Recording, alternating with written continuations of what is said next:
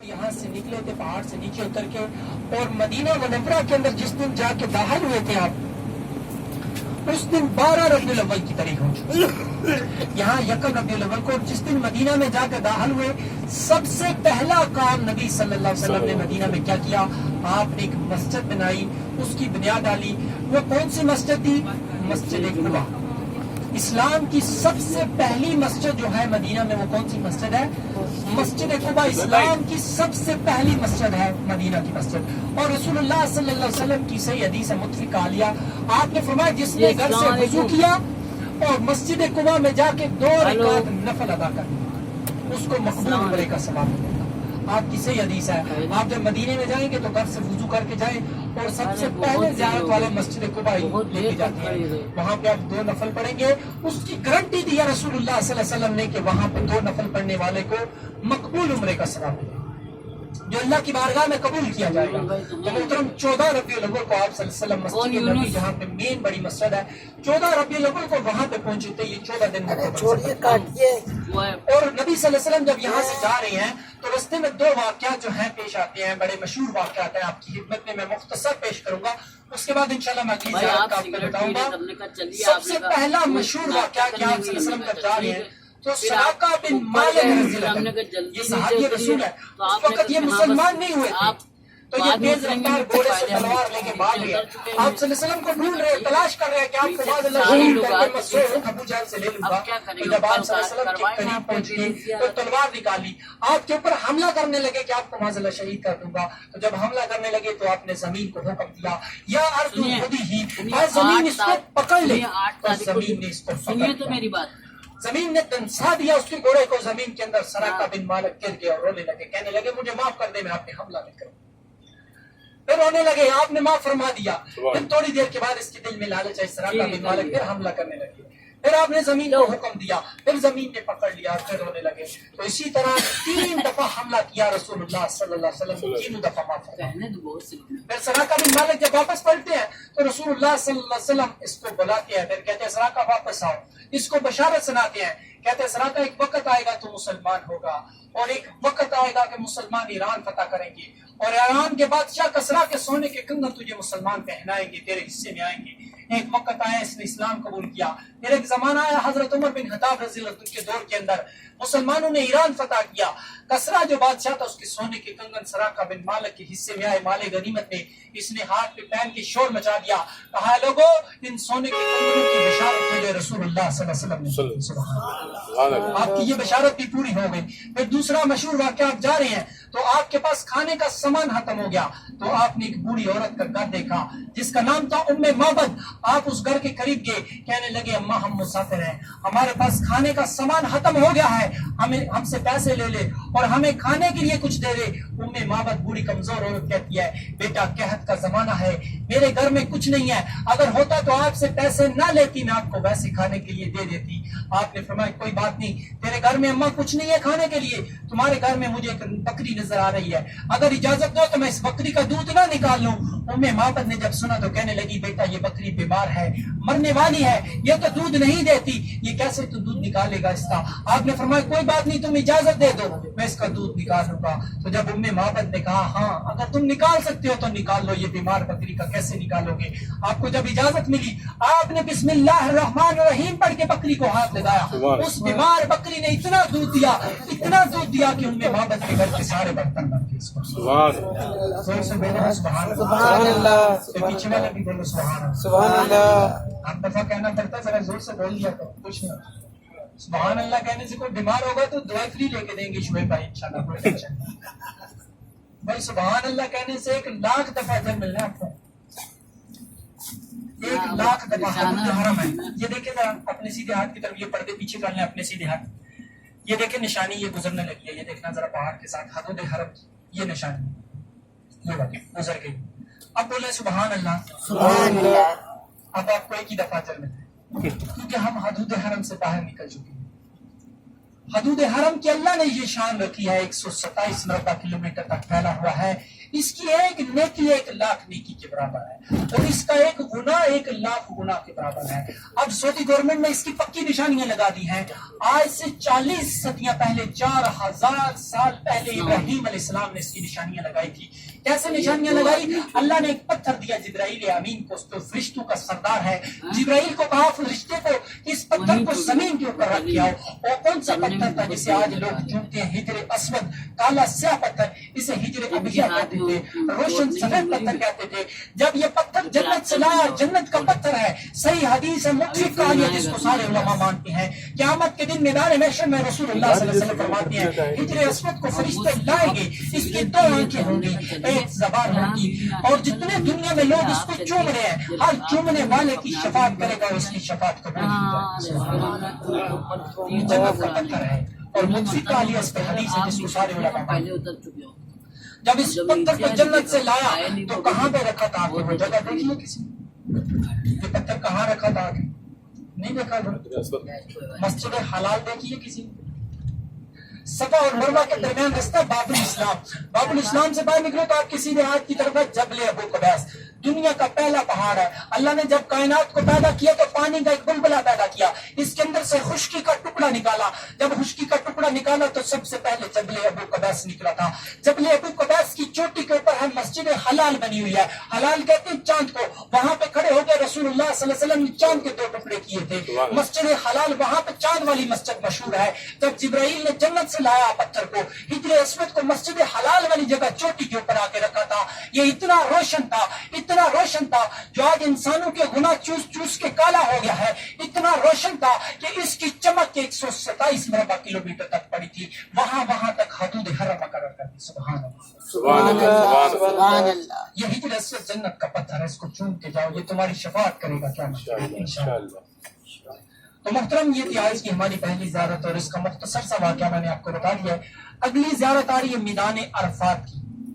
میدان عرفات کس نے دیکھا؟ ہاتھ اوپر کرو جس نے پہلے دیکھا ہوا. ماشاءاللہ، سب نے کب دیکھا؟ یہ آتے بھی اس نے تو دیکھا نا، یہ گروپ لیڈر ہے. تو ماشاءاللہ یہ بہت اچھے اخلاق والا چھوڑ بھائی، ہمارے بہت اچھے اخلاق والے. نہیں تو یہاں پہ ہم انڈیا والے گروپ لیڈر جو کھانے والے ہوتے ہیں، اکثر یہاں گروپ لیڈر سب کے پکے ہوتے ہیں، ان کے ساتھ حاجیوں کا جھگڑا ہوتا رہتا ہے. اس کے ساتھ کبھی نہیں میں نے دیکھا جھگڑا ہوتا ہو. تو یہ اچھے اخلاق کی نشانی ہے. تو محترم انشاءاللہ ہم جا رہے ہیں عرفات میں. عرفات اللہ کی نشانی ہے، مزدلفہ اللہ کی نشانی ہے، مینا بھی اللہ کی نشانی ہے. انشاءاللہ اللہ کی 3 نشانیاں آج دیکھ کے آئیں گے. سب بولو سبحان اللہ. میدان عرفات وہ میدان ہے جس کے بغیر مسلمان کا حج مکمل نہیں ہوتا. مسلمان کا حج مکمل ہی نہیں ہوتا. اللہ کا حکم ہے جو بھی مسلمان ذی الحج کے مہینے کی 9 تاریخ کو اس میدان کے اندر آ جائے گا وہ حاجی بن جائے گا. یہ میدان آپ کسی سبحان اللہ.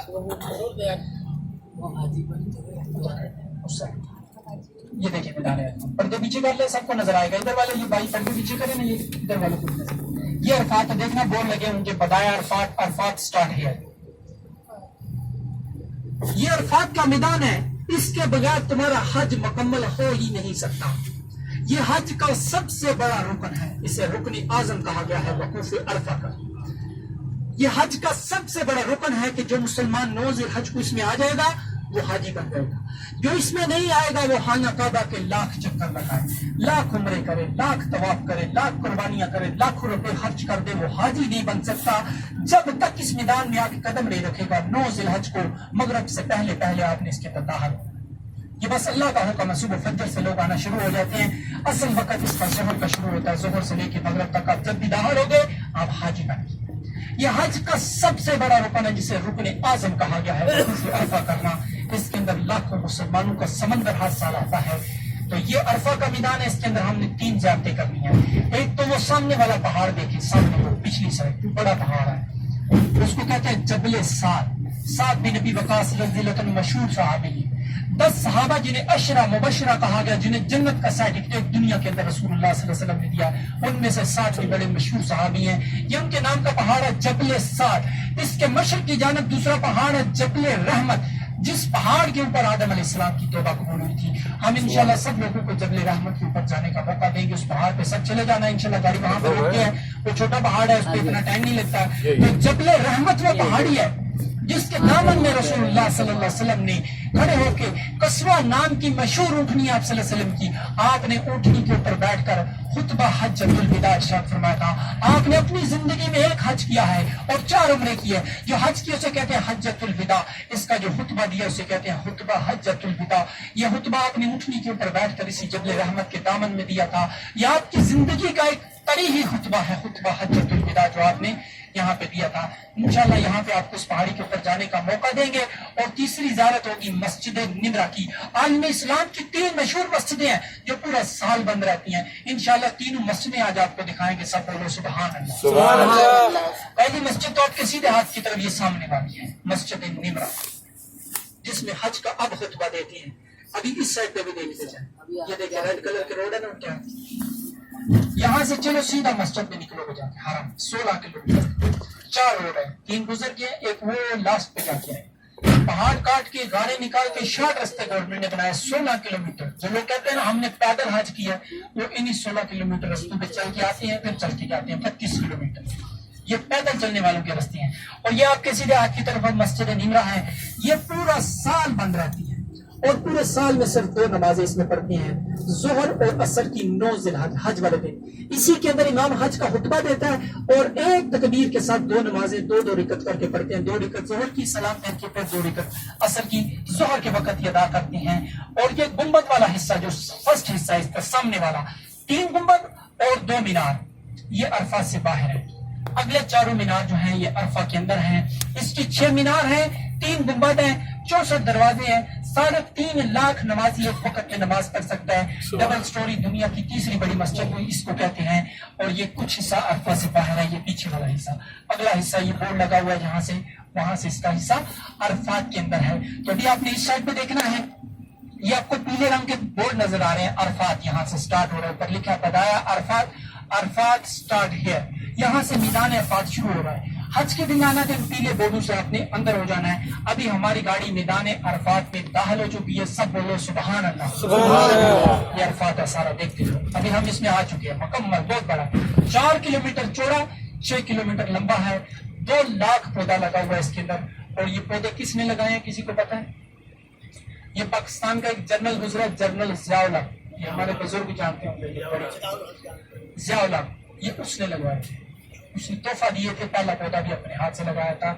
तो ये उसने तोहफा दिए, जब हज पे आया तो गर्मी दिया, क्योंकि हज होता है सख्त गर्मी में, तो यहाँ साया नहीं होता, इसलिए उसने ये तोहफा दिया था कि यहाँ पे सायेदार दरख्त लगाएं। ये इतने रहते हैं, बड़े नहीं होते, साय वाले दरख्त हैं। तो ये है मैदान अरफात और हमारी गाड़ी यहाँ पे जा रही है। सामने जबल रहमत वो नजर आ रहा है, हम उस जबल रहमत के पास जाएंगे। जबल रहमत पहाड़ी जहाँ पे आदम अलैहिस्सलाम की तौबा कबूल हुई 65 मीटर बुलंद है। इसके ऊपर एक मीनार बना हुआ है, 8 मीटर 24 फुट का मीनार, व्हाइट कलर का, सफेद रंग का। वो सिर्फ और सिर्फ निशानी के लिए लगाया गया है कि लोग दूर से देखकर पहचान लें कि वो जबल रहमत जिसके ऊपर मीनार नजर आ रहा है। बस इसलिए लगाया कि जब अरफा वाला दिन होता है, हज वाला दिन, तो लाखों इंसान होते हैं पूरे अरफा में, पता नहीं होता कि जबल रहमत कौन सा है। तो लोग दूर से इशारा करके बता देते हैं जिस पहाड़ी के ऊपर मीनार नजर आ रहा है ये जबल रहमत है। सिर्फ इसका ये मकसद था और इसका कोई मकसद नहीं था, किसी मकसद के लिए नहीं है, सिर्फ इसकी निशानी के लिए। तो अभी हमारी गाड़ी जब रुक जाती है तो सब लोग आराम से नीचे आ जाएं। तो नीचे उतर कर गाड़ी का नंबर आपने याद रखना है और गाड़ी का कलर देख के जाना है। यहाँ पे 20 मिनट के लिए गाड़ी रुकेगी, ज्यादा लेट नहीं करना, क्योंकि हमने अभी आगे बहुत सारी ज़्यादती करनी है। 10 से 15 मिनट लगते हैं उस पहाड़ी पे जाने के लिए, हम 20 मिनट आपको देते हैं, तो ज्यादा लेट नहीं करना। प्लीज आपने कोशिश करनी है जल्दी आए। तो यहाँ पे गाड़ी जब रुक जाए तो गाड़ी को देख के जाना है। हम यहाँ पे सामने गाड़ी करते हैं, ठीक है? जो ना चल पाए वो बैठे रहे, जो नहीं चल सकते बैठे, क्योंकि हम अरफात में हैं। अरफात में हमारे इंसानियत के जो बाप है आदम अलैहिस्सलाम की तौबा कबूल हुई, यहाँ पे तौबा करें, ठीक है? अल्लाह ताला इंसानियत को हज के मौका पे इसीलिए बुलाता है कि यहाँ पे आपकी तौबा कबूल की जाए। यहाँ पे रो रो के अल्लाह से दुआएं मांगते हैं। आप भी अल्लाह से दुआ करें कि अल्लाह ताला आपको हज पे बुलाए यहाँ पे। तो यहाँ पे गाड़ी जब रुक जाए तो गाड़ी का कलर, गाड़ी का नंबर देके जाना है, वापस आके अपनी सीट में बैठे। और यहाँ पे आपने 20 मिनट के लिए गाड़ी रुकी है, जब रुक जाए आराम से फिर नीचे आए।